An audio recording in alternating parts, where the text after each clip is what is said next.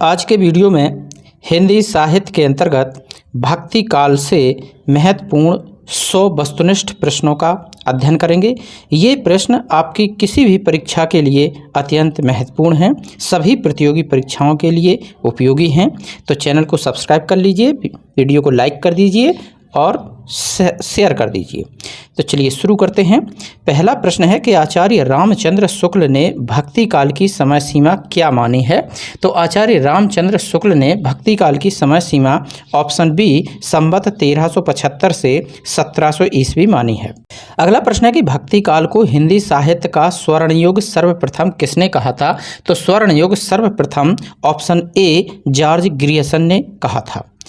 अगला प्रश्न है कि भक्ति आंदोलन का उद्गम कहाँ से माना जाता है। तो भक्ति आंदोलन का उद्गम ऑप्शन सी दक्षिण भारत से माना जाता है। अगला प्रश्न है कि दक्षिण भारत में आलवार संतों की संख्या कितनी मानी गई है। तो दक्षिण भारत में आलवार संतों की संख्या ऑप्शन डी 12 मानी गई है। अगला प्रश्न है कि नयनार संतों की संख्या कितनी बताई गई है। तो नयनार संतों की संख्या 63 बताई गई है। ऑप्शन ए सही उत्तर है। अगला प्रश्न है कि आलवार संत किसके उपासक थे। तो आलवार संत ऑप्शन सी विष्णु के उपासक थे। अगला प्रश्न है कि नयनार संत मुख्य रूप से किसकी उपासना करते थे। तो नयनार संत मुख्य रूप से ऑप्शन बी शिव की उपासना करते थे। अगला प्रश्न है कि भक्ति शब्द का सर्वप्रथम उल्लेख किस उपनिषद में मिलता है। तो भक्ति काल का सर्वप्रथम उल्लेख ऑप्शन ए श्वेताश्वतर उपनिषद में मिलता है। अगला प्रश्न है कि आलवार संतों में एकमात्र महिला संत कौन थीं। तो आलवार संतों में एकमात्र महिला संत ऑप्शन डी आंडाल थीं। अगला प्रश्न है कि भक्ति द्राविण उपजी लाए रामानंद, यह पंक्ति किसकी है। तो ये भक्ति द्राविण उपजी लाए रामानंद ऑप्शन बी कबीर की पंक्ति है। अगला प्रश्न है कि श्री संप्रदाय के प्रवर्तक कौन थे। तो श्री संप्रदाय के प्रवर्तक ऑप्शन सी रामानुजाचार्य थे। अगला प्रश्न है कि विशिष्टाद्वैतवाद के संस्थापक आचार्य कौन हैं। तो विशिष्टाद्वैतवाद के जो संस्थापक आचार्य हैं वो हैं ऑप्शन ए रामानुजाचार्य। अगला प्रश्न है कि द्वैतवाद के प्रवर्तक किसे माना जाता है। तो द्वैतवाद के प्रवर्तक ऑप्शन सी माधवाचार्य को माना जाता है। अगला प्रश्न है कि अद्वैतवाद का प्रतिपादन किसने किया था। तो अद्वैतवाद के प्रतिपादन ऑप्शन डी शंकराचार्य ने किया था। अगला प्रश्न है कि शुद्धाद्वैतवाद का संबंध किस आचार्य से है। तो शुद्धाद्वैतवाद का संबंध ऑप्शन बी वल्लभाचार्य से है। अगला प्रश्न है कि द्वैताद्वैतवाद दर्शन के प्रवर्तक कौन हैं। तो द्वैताद्वैतवाद दर्शन के प्रवर्तक ऑप्शन ए निम्बार्काचार्य हैं। अगला प्रश्न है कि निर्गुण ज्ञानाश्रयी शाखा को संत काव्य नाम किसने दिया था। तो निर्गुण ज्ञानाश्रयी शाखा को संत काव्य नाम ऑप्शन सी राम कुमार वर्मा ने दिया था। अगला प्रश्न है कि निर्गुण भक्ति को ज्ञानाश्रयी शाखा नाम किसने दिया। तो निर्गुण भक्ति शाखा को ज्ञानाश्रयी शाखा नाम ऑप्शन बी रामचंद्र शुक्ल ने दिया। अगला प्रश्न है कि महाराष्ट्र के प्रसिद्ध भक्त संत नामदेव का संबंध किस संप्रदाय से था। तो महाराष्ट्र के जो प्रसिद्ध संत थे नामदेव, उनका संबंध ऑप्शन ए वारकरी संप्रदाय से था। अगला प्रश्न है कि कबीरदास जी का जन्म कब हुआ था। तो कबीरदास जी का जन्म ऑप्शन डी 1398 ईस्वी में हुआ था। अगला प्रश्न है कि कबीर की भाषा को सदुक्कड़ी किसने कहा था। तो कबीर की भाषा को सदुक्कड़ी ऑप्शन सी रामचंद्र शुक्ल ने कहा था। अगला प्रश्न है कि कबीर की भाषा को पंचमेल खिचड़ी नाम किसने दिया था। तो कबीर की भाषा को पंचमेल खिचड़ी ऑप्शन ए बाबू श्याम सुंदर दास ने कहा था। अगला प्रश्न है कि कबीर को बाणी का डिक्टेटर किसने कहा था। तो कबीर को बाणी का dictator option B Hazari Prasad Dwivedi ने कहा था। अगला प्रश्न है कि कबीर की वाणियों का संग्रह बीजक किसने किया। तो कबीर की वाणियों का संग्रह बीजक ऑप्शन ए धर्मदास ने किया। अगला प्रश्न है कि बीजक के कितने भाग हैं। तो बीजक के ऑप्शन सी 3 भाग हैं। अगला प्रश्न है कि कबीर किसके समकालीन थे। कबीर ऑप्शन डी सिकंदर लोदी के समकालीन थे। अगला प्रश्न है कि संत रैदास, जिन्हें रविदास भी कहा जाता है, का जन्म कहाँ हुआ था? तो रविदास का जन्म ऑप्शन बी काशी में हुआ था। अगला प्रश्न है कि मीराबाई के गुरु कौन माने जाते हैं? तो मीराबाई के गुरु ऑप्शन ए रैदास माने जाते हैं। अगला प्रश्न है कि गुरु नानक देव का जन्म स्थान कौन सा है? तो गुरु नानक देव का जन्म स्थान ऑप्शन सी तलवंडी है। अगला प्रश्न है कि आशा दीवार और रहीरास किसकी रचनाएं हैं? तो आशा दीवार और रहीरास रचनाएं ऑप्शन बी गुरु नानक देव की हैं।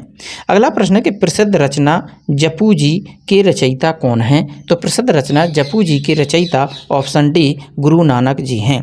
अगला प्रश्न है कि दादू दयाल का जन्म कहाँ हुआ था?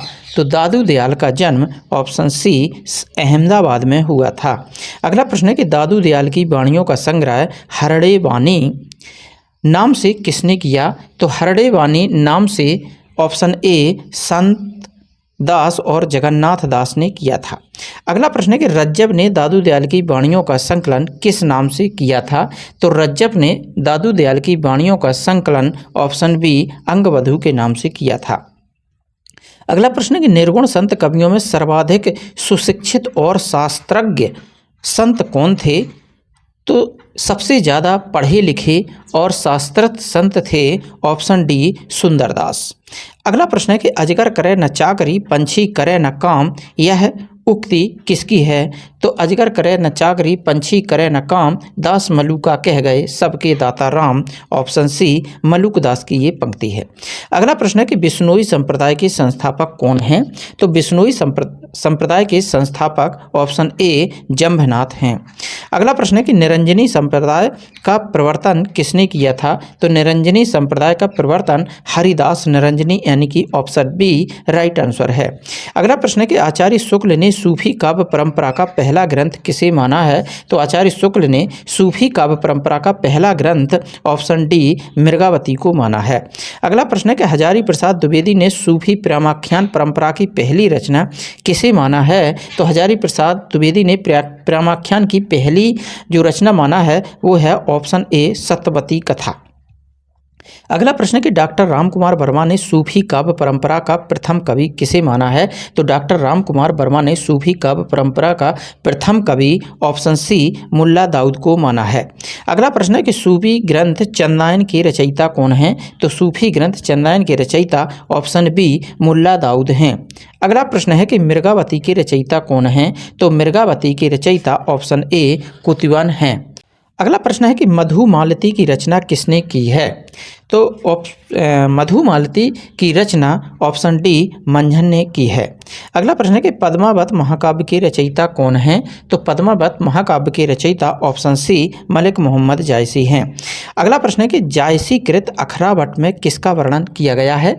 तो जायसी कृत अखरावट में ऑप्शन बी देवनागरी वर्णमाला के एक एक अक्षर का वर्णन किया गया है। अगला प्रश्न है कि जायसी की किस रचना में कयामत यानी कि प्रलय का वर्णन हुआ है? तो जायसी की आखिरी कलाम यानी कि ऑप्शन ए राइट आंसर है, इसमें कयामत यानी कि प्रलय का वर्णन किया गया है। अगला प्रश्न है कि जायसी ने अपनी किस रचना में मुगल सम्राट बाबर की प्रशंसा की है?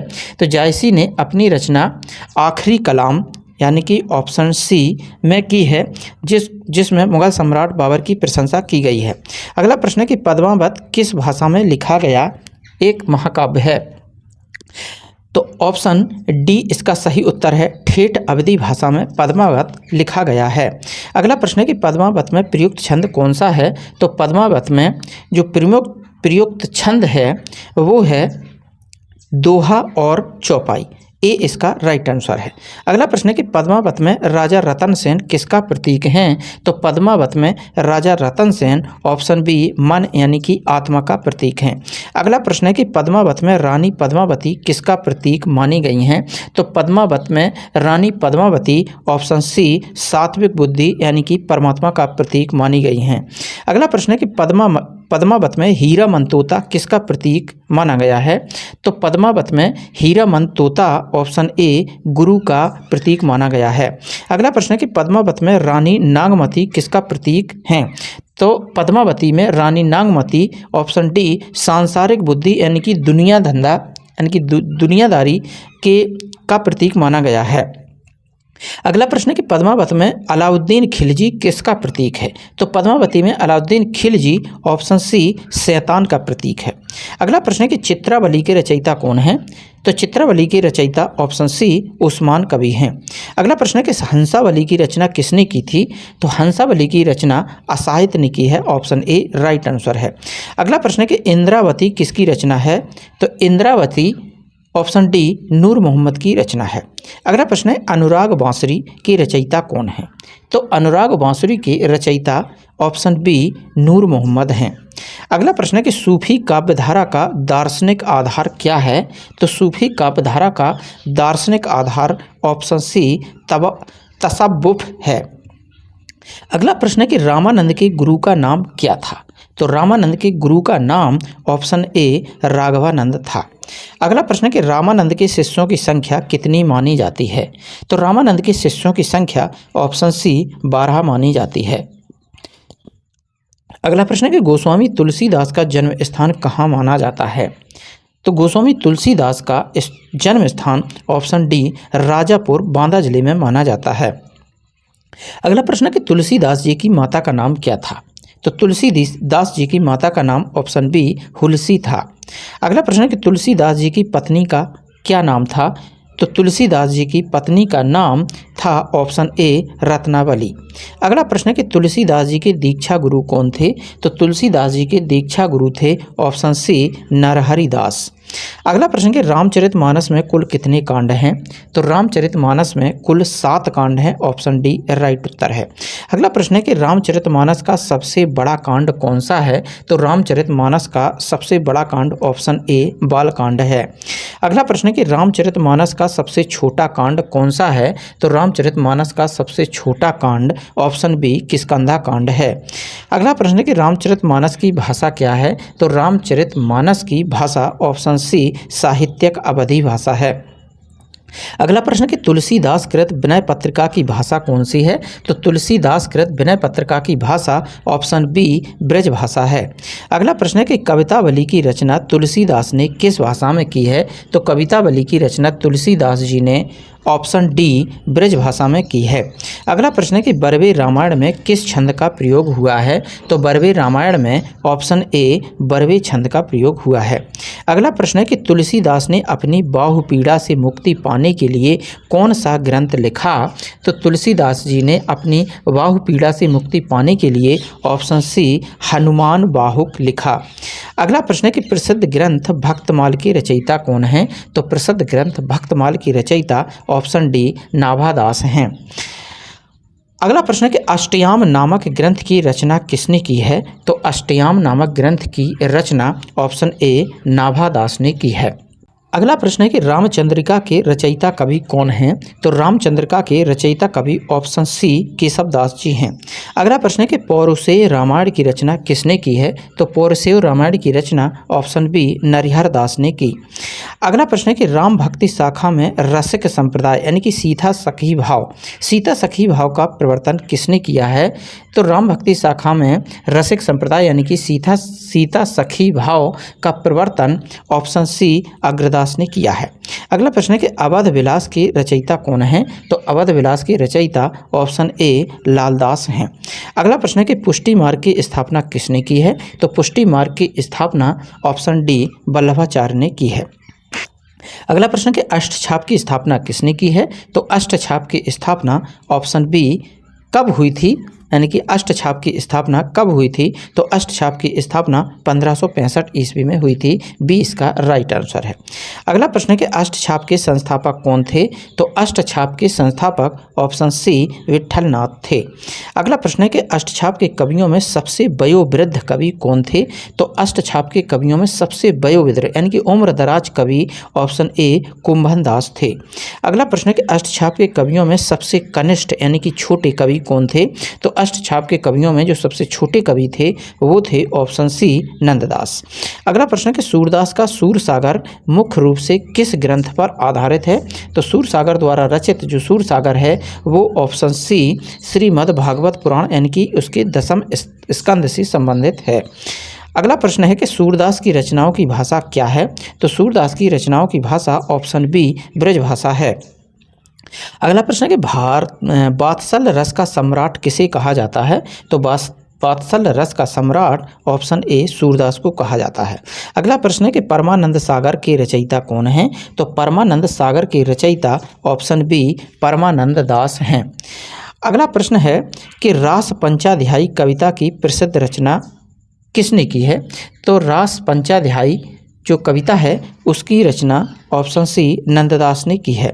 अगला प्रश्न है और कवि गढ़िया खाली स्थान जड़िया रिक्त स्थान में किस कवि का नाम आएगा? तो इसमें जो कवि आएगा वो आएगा और कवि गढ़िया और नंददास जड़िया। ऑप्शन डी इसका राइट आंसर है, इसमें नंददास भरा जाएगा। अगला प्रश्न है कि रसखान का वास्तविक नाम क्या था? तो रसखान का वास्तविक नाम ऑप्शन ए सैयद इब्राहिम था। अगला प्रश्न है कि प्रेम वाटिका के रचयिता कौन हैं? तो प्रेम वाटिका के रचयिता ऑप्शन सी रसखान कवि हैं। अगला प्रश्न है कि मीराबाई के आराध्य देव कौन थे? तो मीराबाई के आराध्य देव ऑप्शन बी कृष्ण थे। अगला प्रश्न है कि मीराबाई के काव्य की मूल भाषा क्या थी? तो मीराबाई के काव्य की मूल भाषा ऑप्शन सी राजस्थानी मिश्रित ब्रज भाषा थी। अगला प्रश्न है कि नरसी जीरो माहिरो किसकी रचना है? तो नरसी जीरो माहिरो ये ऑप्शन ए मीराबाई की रचना है। अगला प्रश्न है कि सुदामा चरित नामक प्रसिद्ध खंड काव्य के रचयिता कौन है? तो सुदामा चरित जो खंड काव्य था उसके रचयिता ऑप्शन डी नरोत्तम दास जी थे। अगला प्रश्न है कि स्वामी हरिदास ने किस संप्रदाय की स्थापना की? तो स्वामी हरिदास ने ऑप्शन बी सखी संप्रदाय यानी कि टट्टी संप्रदाय की स्थापना की थी। अगला प्रश्न है कि छीत स्वामी किस मंडली के कवि थे? तो छीत स्वामी ऑप्शन सी अष्टछाप के कवि थे। और आज की वीडियो का ये अंतिम प्रश्न है, रुद्र संप्रदाय के प्रवर्तक किसे माना जाता है? तो रुद्र संप्रदाय के प्रवर्तक ए यानी कि विष्णु स्वामी को माना जाता है। इस वीडियो में इतना ही। इस वीडियो को लाइक करें और अपने दोस्तों के साथ शेयर करें। वीडियो को सब्सक्राइब जरूर कर लें। मिलते हैं नेक्स्ट वीडियो में, तब तक के लिए नमस्कार।